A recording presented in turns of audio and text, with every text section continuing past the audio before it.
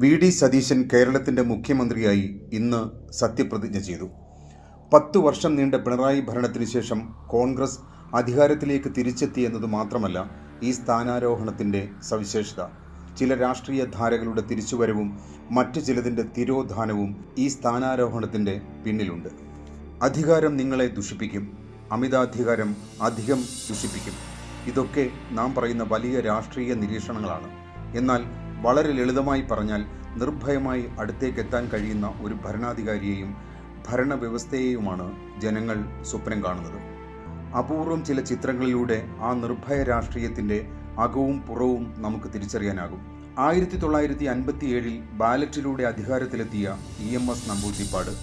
അദ്ദേഹത്തെ ധൈഷണികമായി പലരും ഭയന്നിരുന്നെങ്കിലും വ്യക്തിപരമായി സ്നേഹത്തോടെയും ആദരവോടെയും മാത്രമേ കേരളം കണ്ടിട്ടുള്ളൂ. തുടർന്ന് കേരളം ഭരിച്ച C. Achutha Menon, P.K. Vasudevan Nair, C.H. Muhammad Koya, E.K. Nayanar, A.K. Antony, Oommen Chandy, Achuthanandan ഇങ്ങനെയുള്ള നേതാക്കന്മാരൊക്കെ ജനങ്ങളുടെ ആദരവ് പിടിച്ചുപറ്റിയത് അവരുടെ ജനങ്ങളോടുള്ള അടുപ്പം കൊണ്ടാണ്. രാഷ്ട്രീയ നേതാവായിരുന്ന VS-നെ കർക്കശക്കാരനും വെട്ടിനിരത്തലിന്റെ അപ്പോസ്തലനുമായി മാധ്യമങ്ങൾ ഒരു കാലത്ത് വിശേഷിപ്പിച്ചു. എന്നാൽ അധികാരത്തിലെത്തിയപ്പോഴേക്കും VS ജനങ്ങളുടെ മനസ്സിൽ മറ്റൊരു ബിംബമായി മാറി. 10 വർഷം പിണറായി വിജയൻ കേരളത്തിന്റെ മുഖ്യമന്ത്രിയായ നാളുകൾ നിർണായകമായിരുന്നു.